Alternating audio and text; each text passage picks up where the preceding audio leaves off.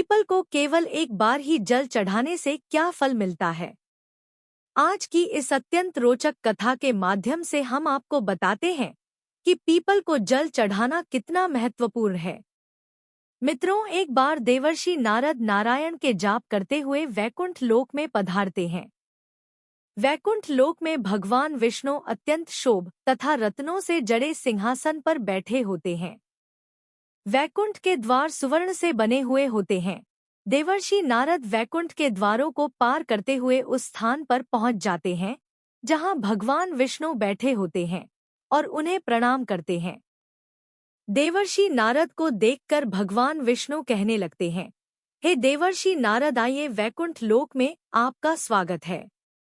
नारद जी प्रसन्नता से भगवान विष्णु को बारंबार प्रणाम करते हुए कहते हैं, सृष्टि के पालनहार, संसार का संचालन करने वाले जनार्दन, समस्त भूतों में आप ही का वास है। तीनों लोकों में आपकी ही माया फैली हुई है। आपके चरणों में कोटि कोटि नमन।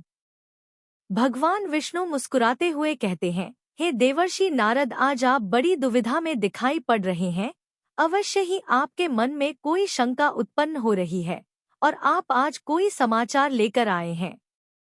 तब देवर्षि नारद कहते हैं, हे प्रभु, आप तो सर्व ज्ञाता है। तीनों लोकों में निवास करने वाले सभी प्राणियों के अंदर आप ही का वास है। आपसे कुछ भी छिपा हुआ नहीं है।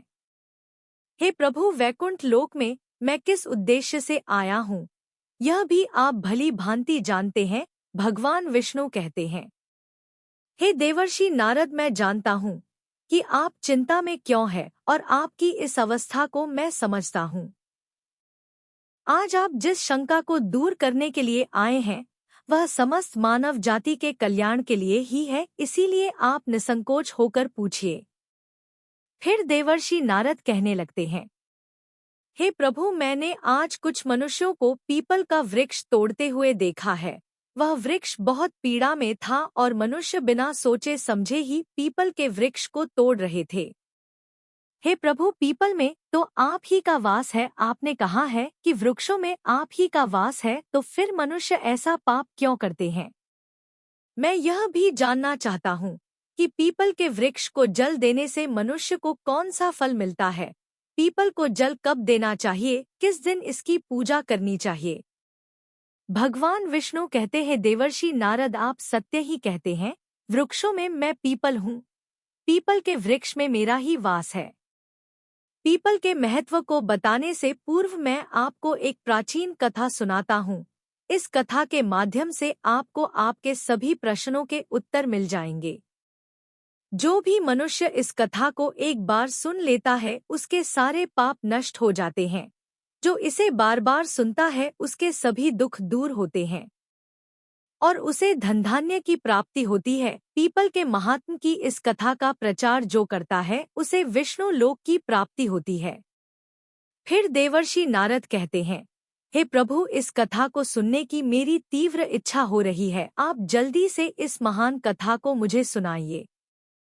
मैं इसे ध्यान से पूरा सुनता हूँ और इसका तीनों लोकों में प्रचार करूँगा। भगवान श्री हरि विष्णु कहते हैं, हे देवर्षि नारद, प्राचीन काल में एक अत्यंत शोभायमान नगरी थी जिसका नाम मणिपुर था। उस नगरी में पुष्कर नाम का एक श्रेष्ठ ब्राह्मण रहा करते थे। वे सदैव ही धर्म के अनुष्ठान में लगे रहने वाले सभी पशु पक्षियों की सेवा करने वाले थे। उनके आश्रम में एक प्राचीन पीपल का वृक्ष था। युवा ब्राह्मण नित्य पूजा पाठ किया करता था। वह पीपल के वृक्ष को जल दिया करता था। वह एकादशी का व्रत करके पीपल को जल देकर उसकी प्रदक्षिणा करता था। बाहर जाते समय वह रोज पीपल को नमस्कार किया करता था। इस प्रकार से उस ब्राह्मण ने उस पीपल के वृक्ष की पूजा करके बहुत सारा पुण्य अर्जित कर लिया था। फिर एक दिन एक भयानक राक्षस भोजन की तलाश में उस पुष्कर ब्राह्मण के आश्रम पर आता है। राक्षस इधर उधर देखने लगता है। तभी वह ब्राह्मण कुटिया से बाहर आकर देखता है कि एक भीमकाय राक्षस वहां पर खड़ा हुआ है। जैसे ही वह राक्षस ब्राह्मण को देखता है वह कहने लगता है, अरे वाह, आज तो बहुत ही सुंदर ताजा ताजा मांस खाने को मिलेगा। यह ब्राह्मण तो बहुत ही सुंदर और गुणवान दिखाई पड़ रहा है, अभी मैं इसी को मार डालता हूँ। उस राक्षस को देखकर वह ब्राह्मण बिल्कुल भी भयभीत नहीं होता है और उस राक्षस से कहने लगता है, हे राक्षस, इस गरीब की कुटिया में तुम्हारा स्वागत है। तुम बहुत भूखे दिखाई दे रहे हो, कहो तुम्हें भोजन में क्या दूं? ब्राह्मण के इस प्रकार के वचन सुनकर वह राक्षस आश्चर्य में पड़ जाता है और सोचने लगता है, बड़े आश्चर्य की बात है, यह मुझसे जरा सा भी भयभीत नहीं, अवश्य ही यह कोई बड़ा तपस्वी दिखाई पड़ रहा है। तब वह राक्षस कहने लगता है, हे महात्मा, आप कौन है और इस वन में क्यों रह रहे हैं?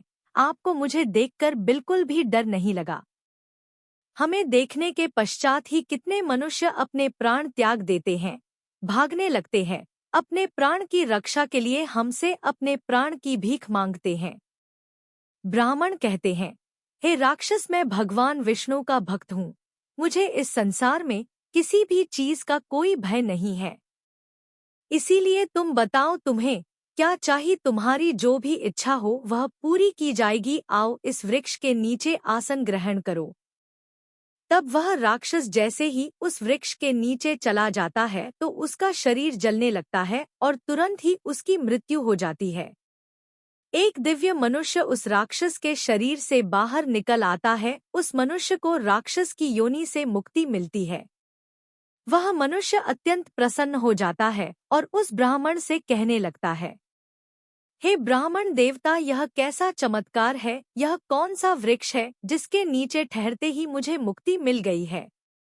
तब ब्राह्मण कहता है, हे राक्षस, यह पीपल का वृक्ष है। यह साक्षात भगवान विष्णु का ही रूप है। यह सभी पापों का नाश करने वाला है। इस वृक्ष के सानिध्य में आने से तुम्हारे सभी पाप नष्ट हो गए हैं। फिर वह दिव्य मनुष्य स्वर्ग की ओर जाने लगता है। फिर एक दिन यमराज अपने दूतों को बुलाते हैं और कहते हैं, हे दूतों, तुम लोग जाओ और मणिपुर में निवास करने वाले पुष्कर नाम के ब्राह्मण को पकड़कर यहाँ पर लेकर आओ। यमराज का आदेश पाकर वह यमदूत धरती पर आते हैं और उस ब्राह्मण को जीवित ही पकड़कर यमलोक ले जाने लगते हैं। रास्ते में महात्मा उन दोनों से कहने लगते हैं, हे दूतों, तुम यह क्या कर रहे हो? मेरी तो मृत्यु भी नहीं हुई है और तुम मुझे पकड़कर यमलोक लेकर क्यों जा रहे हो? फिर यमदूत कहने लगते हैं, अरे ब्राह्मण, तू चुपचाप हमारे साथ चल। खुद यमराज ने हमें तुझे उठाकर लाने का आदेश दिया है। पता नहीं तूने ऐसा कौन सा भयंकर अपराध किया है। हम भी जानना चाहते हैं कि तूने कौन सा पाप किया है। फिर वह ब्राह्मण शांत रहकर उन यम दूतों के साथ यमलोक जाने लगता है। यम के दूतों को भी बड़ा आश्चर्य होता है। यह ब्राह्मण ना तो विलाप कर रहा है और ना ही दुखी हो रहा है। हम जिन भी प्राणियों को उठाकर लाते हैं तो वे जोर जोर से विलाप करते हैं। फिर वे यम के दूत उस ब्राह्मण को लेकर यमराज के सामने उपस्थित हो जाते हैं। जैसे ही यमराज उस ब्राह्मण को देखते हैं, भयभीत हो जाते हैं और उन दूतों से कहने लगते हैं, अरे दूतों, तुमने यह क्या किया? तुम किसे उठाकर लाए हो? मैंने तुम्हें दूसरे पुष्कर नाम के व्यक्ति को लाने के लिए कहा था, जिसकी मृत्यु हो चुकी है। तुम लोगों ने बड़ी भूल की है जो इन महात्मा को उठाकर यमलोक लेकर आ गए। इनका स्थान यहाँ पर नहीं है। भगवान विष्णु की भक्ति करने वाले, नित्य पीपल की पूजा करने वाले इन महात्मा को उनकी इच्छा के बिना यहाँ पर उठाकर लाना घोर पाप है। तब यम के दूत कहते हैं, हे धर्मराज, हमें क्षमा करें, हमसे बड़ी भूल हुई है। फिर वे यम के दूत उस ब्राह्मण से क्षमा मांगते हैं और ब्राह्मण भी उन्हें क्षमा कर देते हैं। यमराज उस ब्राह्मण से कहते हैं, हे ब्राह्मण देवता, आपकी पत्नी तथा पुत्र आदि बहुत दुखी और व्याकुल होकर रो रहे हैं। कृपया आप वापस अपने घर चले जाइए। अपने दूतों की भूल के लिए मैं आपसे क्षमा मांगता हूँ। कृपया आप अपने घर को लौट जाइए। फिर वह ब्राह्मण कहता है, हे धर्मराज, आपको प्रणाम है। इन दूतों से जो भूल हुई है उसके लिए तो मैं उनका आभारी हूँ। उनकी भूल के कारण मुझे जीवित रहते हुए आपके दर्शन करने का सौभाग्य प्राप्त हुआ है। ऐसा सौभाग्य किसे मिलता है? हे धर्मराज, मेरी आपसे एक विनती है। मैं संपूर्ण नारकों का दर्शन करना चाहता हूँ। ब्राह्मण की बात सुनकर यमराज प्रसन्न हो जाते हैं और कहते हैं, हे ब्राह्मण देवता, ठीक है, अगर आपकी यही इच्छा है तो मैं आपकी इच्छा को अवश्य पूर्ण करता हूँ। फिर यमराज उस ब्राह्मण को समस्त नरक का दर्शन कराने के लिए ले जाते हैं। ब्राह्मण ने देखा कि पापी जीव नरक में पड़कर कष्ट भोग रहे हैं। कोई सूली पर चढ़ा है, कुछ प्राणियों को हिंसक पशु खा रहे हैं, कोई तप रहा है, कुछ पापियों को कीड़े खा रहे हैं, तो कुछ पापियों को उबलते हुए तेल के घड़े में पकाया जा रहा है, कुछ पापियों को यम के भयंकर दंड पीड़ा दे रहे हैं, अस्त्रों से उन पर कर रहे हैं। कुछ पापी अत्यंत शीत नरक में पीड़ा सहन कर रहे हैं और कुछ जलती हुई भयंकर अग्नि में गिरकर जोर जोर से विलाप कर रहे हैं। उन आत्माओं को दुख और यातनाएं भोगते हुए देखकर उस पुष्कर ब्राह्मण को बड़ा दुख हुआ। वे उन कष्ट भोग रहे प्राणियों को कहने लगे, क्या आप लोगों ने पृथ्वी पर रहकर कोई भी पुण्य का काम नहीं किया जिससे आप सभी को यहाँ नरक में आकर कष्ट भोगने पड़ रहे हैं? नरक में सजा भोग रहे उन प्राणियों ने कहा, हे महात्मा, हम पापियों ने पृथ्वी पर कोई पुण्य नहीं किया था, इसी कारण से नरक में गिरकर सजा भुगत रहे हैं। हमने पराई स्त्रियों से संबंध बनाए, दूसरों के घर में चोरी की, निष्पाप पशुओं की हत्या की, दूसरों पर झूठे आरोप लगाए, अतिथियों का अनादर किया, व्यभिचार किया। ऐसे अनेक पापों के कारण हम सभी नरक की अग्नि में जल रहे हैं। दान धर्म करने वाले लोगों को लूटा है, हमने कभी व्रत अनुष्ठान नहीं किए, अपनी स्त्रियों का त्याग कर दिया, हमने अपने मित्रों के साथ दगा किया है तथा झूठी गवाही देकर अनेक निष्पाप लोगों को फंसाया है। इन सभी घोर पापों के कारण हम नरक की सजा भुगत रहे हैं। फिर उस ब्राह्मण ने कहा, क्या आप लोगों ने कभी भगवान विष्णु का एक बार भी पूजन नहीं किया? इसी कारण से आप लोगों की ऐसी भयानक सजा हो गई है। जो मनुष्य पृथ्वी लोक पर रहकर भगवान विष्णु का पूजन करता है, उसकी ऐसी दुर्गति कभी नहीं होती, उन्हें मोक्ष मिल जाता है। आप लोगों ने कभी श्री हरि विष्णु के चरणों में मस्तक नहीं झुकाया, इसी से आपको नरक की प्राप्ति हुई है। आप लोगों ने कभी पीपल को जल नहीं चढ़ाया, पीपल को जल देने से जन्म जन्मों के पाप नष्ट होते हैं। फिर वे नर की जीव कहने लगते हैं, हे ब्राह्मण देवता, हमारा हृदय अब अपवित्र है, हम अपने पापों से भयंकर दुख भोग रहे हैं। नरक की अग्नि से हमारा शरीर जल रहा है, किंतु जो हवा आपके शरीर को छूकर हमारी ओर बह रही है, वह हवा हमें आनंद प्रदान कर रही है। हमारे कष्ट कम हो गए हैं, नरक की अग्नि से हमें कष्ट नहीं हो रहा है। हे धर्मात्मा, कृपया आप कुछ देर तक यहाँ पर ठहरिए, जिससे हम लोगों को कुछ क्षणों के लिए सुख मिल सके। हम अनेक वर्षों से निरंतर कष्ट भोग रहे हैं, हमारा अंग अंग जल रहा है। हे ब्राह्मण देवता, आपके दर्शन करने से ही हमें संतोष हो रहा है, कृपया आप हम पापियों पर थोड़ी दया कीजिए। फिर यमराज कहते हैं, हे धर्मात्मा, अब आपने नरक देख लिया है, अब आप अपने घर को लौट जाइए। आपकी पत्नी शोक में डूबकर रो रही है।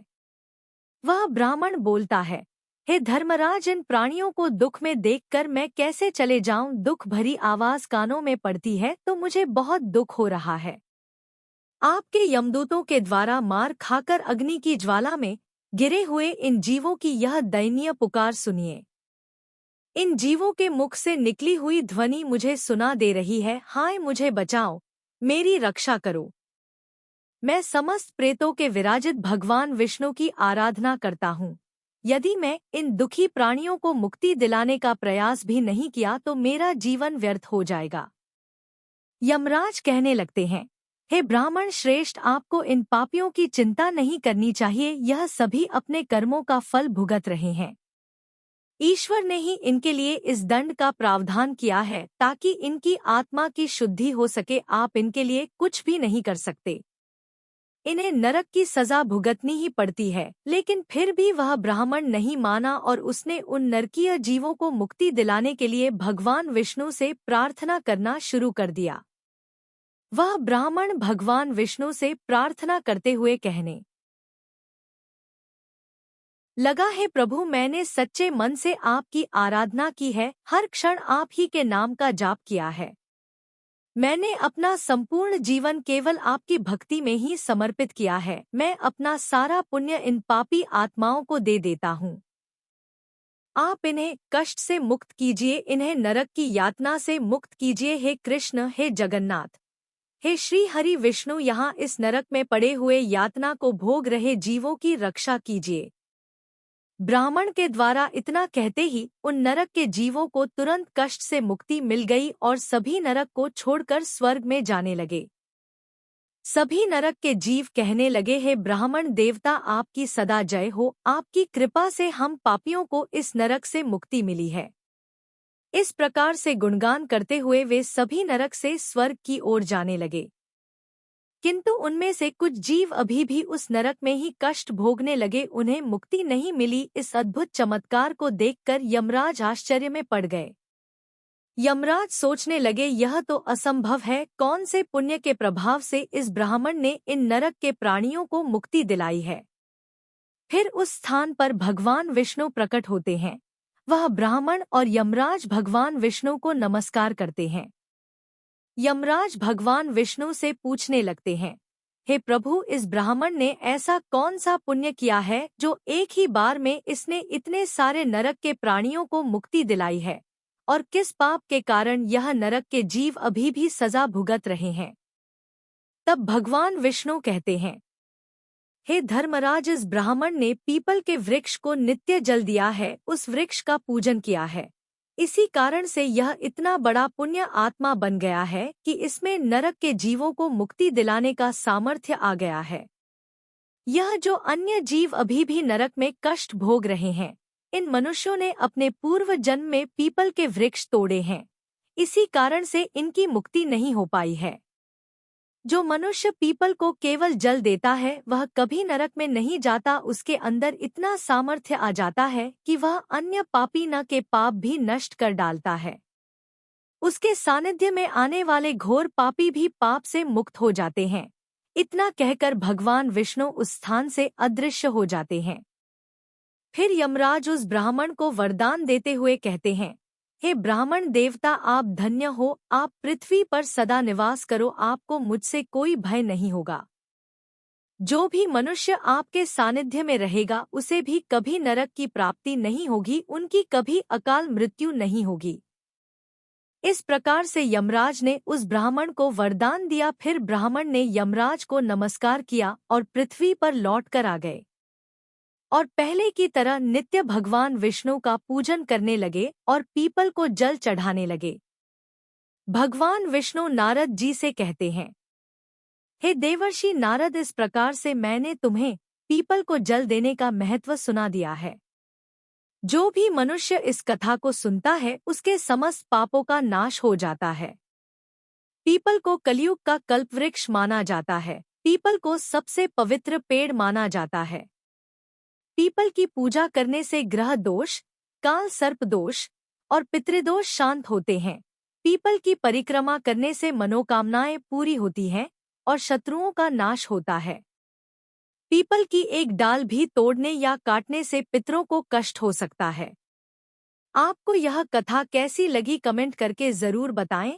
जानकारी अच्छी लगी हो तो वीडियो को लाइक और शेयर जरूर करें। कमेंट में जय श्री हरि विष्णु अवश्य लिखें। साथ ही हमारे चैनल को सब्सक्राइब जरूर करें। राधे राधे।